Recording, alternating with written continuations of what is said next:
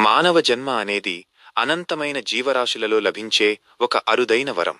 ఒక శిల్పి చేతికి దొరికిన విలువైన శిలలాంటిది మన జీవితం. ఆ రాయిని ఒక అద్భుతమైన శిల్పంగా మార్చుకుంటామా, లేక కేవలం ఒక రాతిలాగే ఉంచేస్తామా అనేది మన వివేకంపై ఆధారపడి ఉంటుంది. విపాసన మార్గం మనకు నేర్పే గొప్ప పాఠం ఏమిటంటే, ఈ సృష్టిలో ఏదీ శాశ్వతం కాదు. మన శరీరంలో కలిగే వేదనలు, మనసులో పుట్టే ఆలోచనలు అన్నీ వచ్చిపోయే మేఘాల వంటివే.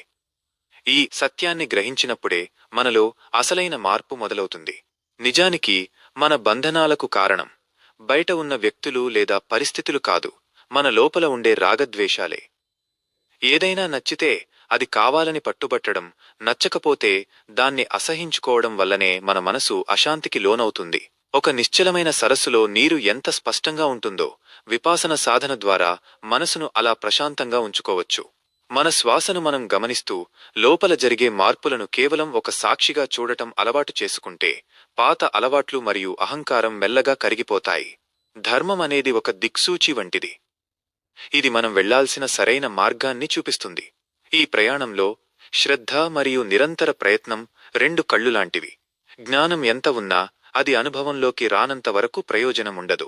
మన బిజీ జీవితంలో బాహ్య ప్రపంచం వైపు పరిగెత్తే మనసును ఒక్క క్షణం లోపలికి మళ్లించి మనల్ని మనం తెలుసుకోవడమే ఈ జన్మ యొక్క అసలు పరమార్థం. కోరికలు, అహంకారం అనే సంకెళ్లను తెంచుకుని లోపల ఉండే స్వచ్ఛమైన ప్రశాంతతను అనుభూతి చెందడమే విముక్తి. ఈ ఎరుకతో జీవించినప్పుడే మానవ జన్మ సార్థకమవుతుంది.